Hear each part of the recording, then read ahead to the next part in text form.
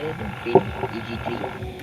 EG3 ni kita dah modi engine K20 DC5 dan K-tune K-tune punya ni, dan luar tak banyak. Kita pakai tayar saiz 15 dan triple A, 4 triple A. Lain macam spoiler, kita pakai spoiler GS Racing.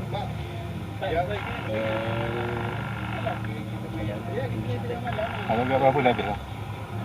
Kalau nak cakap overall lah untuk keseluruhan ni lah kereta, kalau untuk Dolphin masuk DC5 punya enjin dengan kos pasang, lepas tu kos enjin lebih kurang 20-25 orang macam tu. Memang puas hati bang.